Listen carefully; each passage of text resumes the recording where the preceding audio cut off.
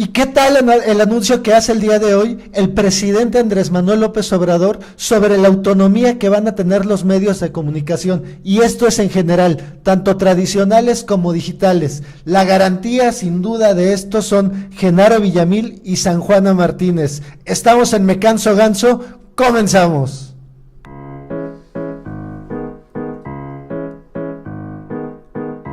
En 3 años estará funcionando Me Canso Ganso. Me Canso Ganso.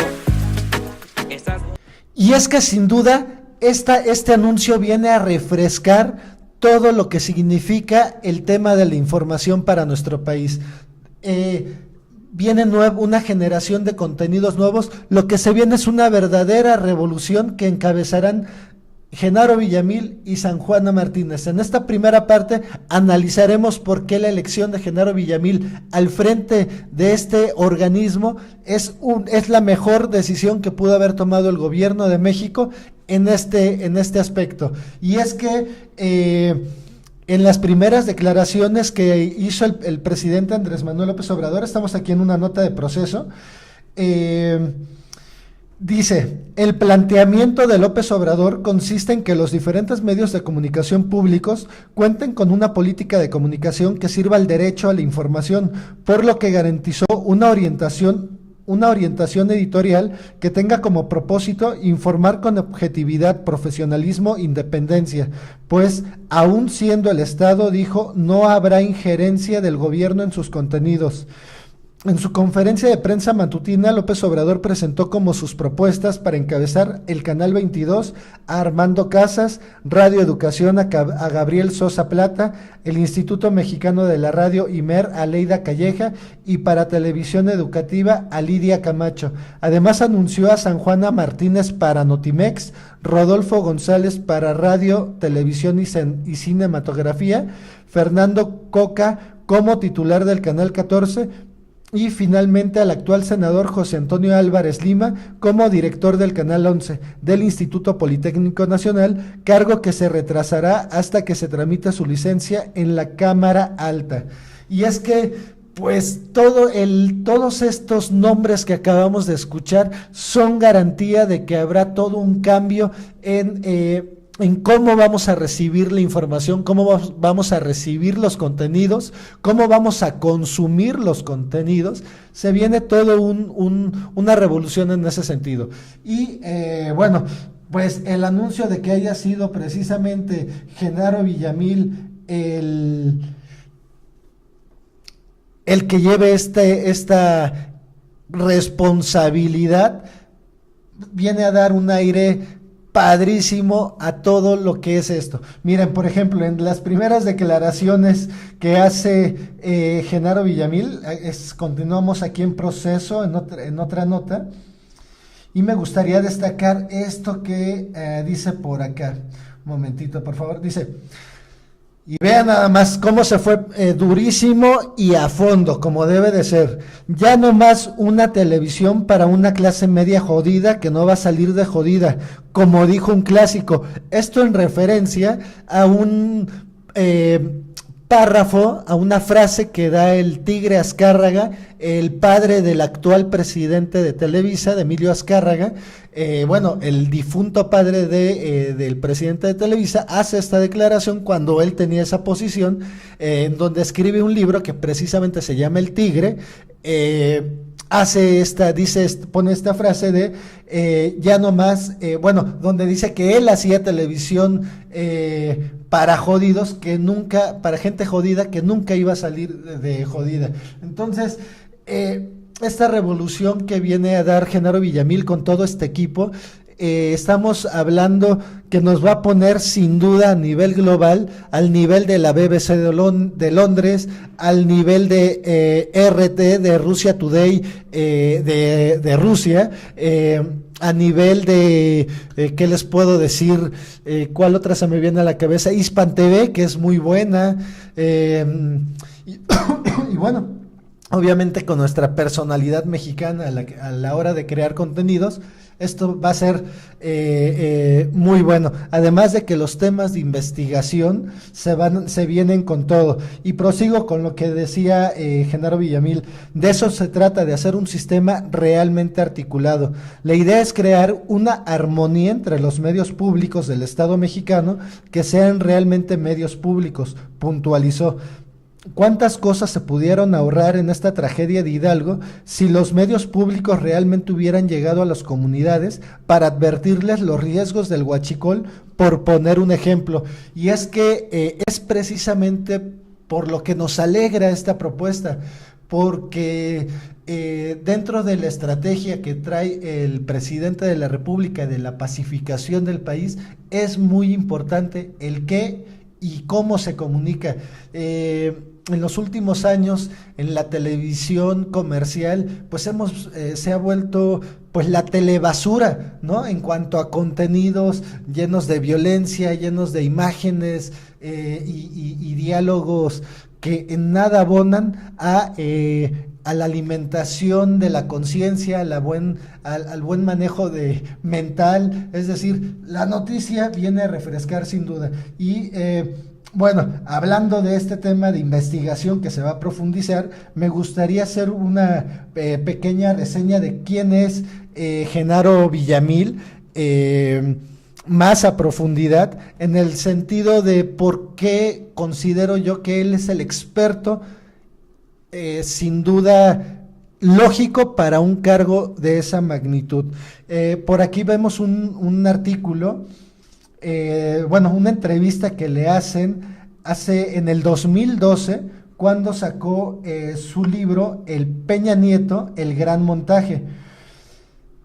Y él le dan el título, El poder mediático colonizó al poder político.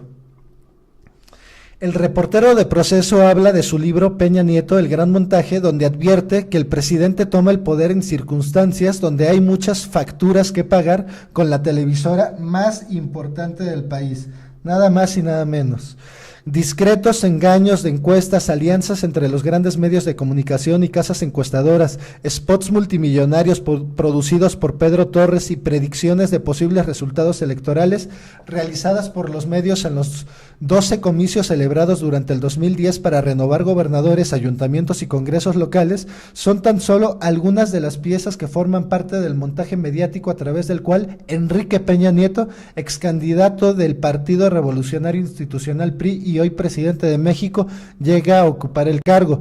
Estos argumentos son abordados a profundidad por el periodista Genaro Villamil en el libro Peña Nieto, el gran montaje, donde el también profesor de la Escuela de Periodismo Carlos Septién hace un recuento de la campaña del ex candidato priista y da cuenta de las condiciones en las que éste tomó el poder el pasado 1 de diciembre. El reportero de la revista Proceso ha investigado a detalle y documentado durante 6 años la escalada hacia la presidencia de Enrique Peña Nieto. Resultado de meticulosos escudriñamientos, ha publicado, además de este nuevo volumen, los libros Si yo fuera presidente, el reality show de Peña Nieto en 2009 y el sexenio de Televisa, Historias secretas del poder mediático en 2010. En entrevista con Desinformémonos, Villamil explica que en el marco de la llegada de Peña Nieto a la presidencia de la República hay un fenómeno de colonización y de crecimiento del poder mediático sobre el político. Peña Nieto toma el poder en circunstancias en donde hay muchas facturas y deudas que pagar con la televisora más importante del país. Y bueno, pues sin duda la entrada de Villamil también viene a hacer un rompimiento monopólico que ejercían estas grandes empresas desde el gobierno, desde el interior del gobierno. Entonces, por eso es que es una gran noticia. Prosigo con el artículo. Sin embargo, dice, es difícil precisar de qué manera Peña Nieto asume la presidencia, pues existen varios factores que lo vuelven un producto frágil y maleable. En primer lugar, porque pertenece a un grupo político que tenía una relación de mucho tiempo atrás con Televisa y que está vinculado al exgobernador Arturo Montiel, quien fue defenestrado mediáticamente por presunto vínculo con fraudes y desvíos de fondos, y eso volvió vulnerable al propio Peña Nieto, porque él formó parte de ese gobierno.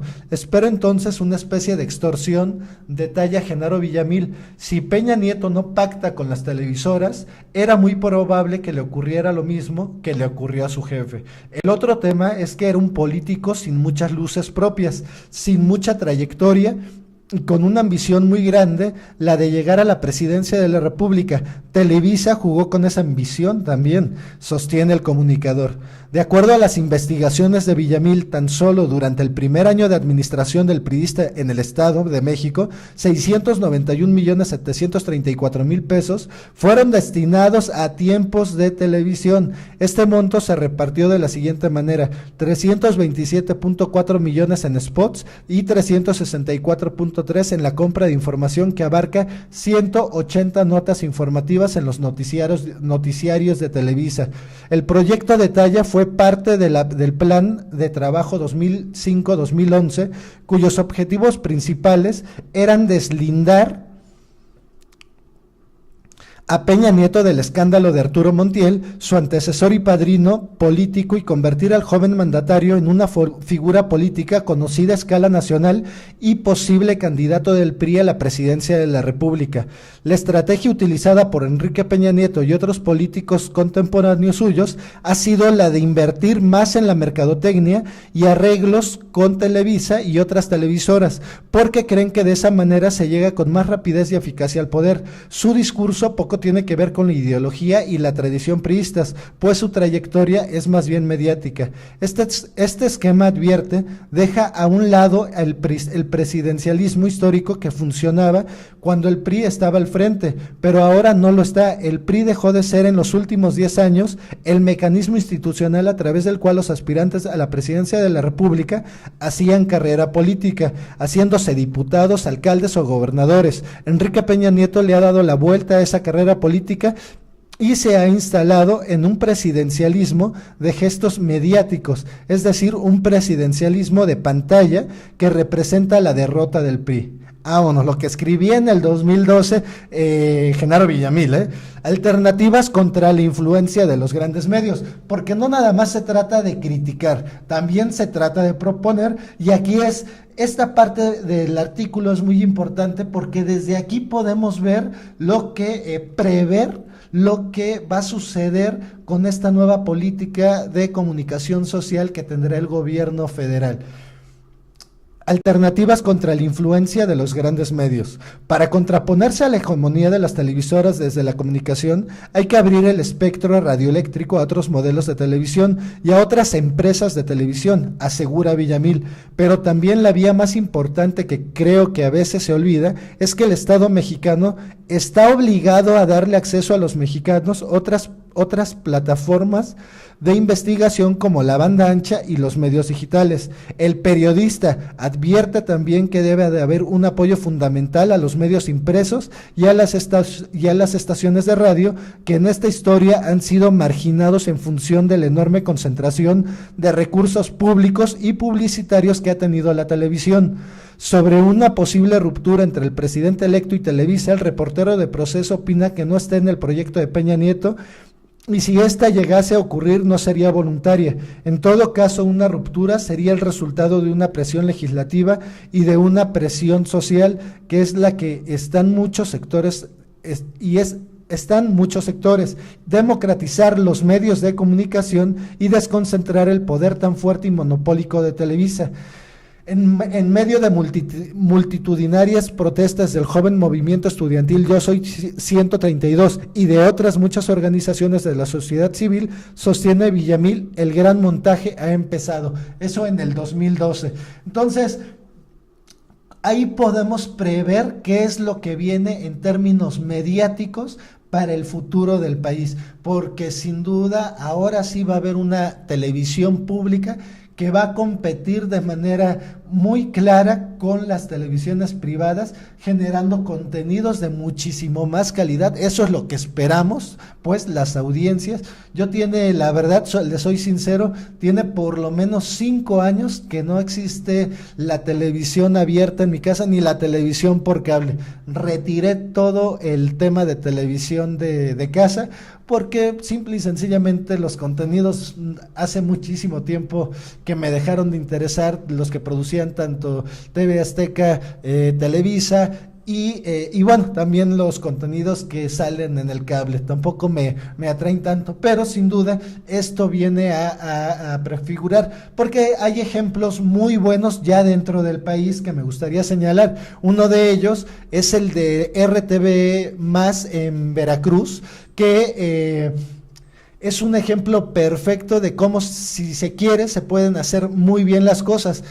A pesar de de que tanto Fidel Herrera como Duarte y el mismo Yunes eran nefastos, sobre todo Fidel Herrera impulsó una muy buena calidad que se ha venido dando en RTV. Bajó un poquito, sobre todo en el tema Yunes, pero sin embargo Duarte le dio continuidad. Eso es de lo rescatable de esos gobiernos, sin embargo fueron de lo más nefastos. Entonces, buenas noticias. En la segunda parte de esta serie vamos a hablar de San Juana Martínez, porque también es muy importante que una persona como ella esté al frente de Notimex, garantizando precisamente este tema que dice el presidente Andrés Manuel López Obrador sobre la autonomía a los medios de comunicación. Nos vemos en el siguiente video. Me canso ganso MX.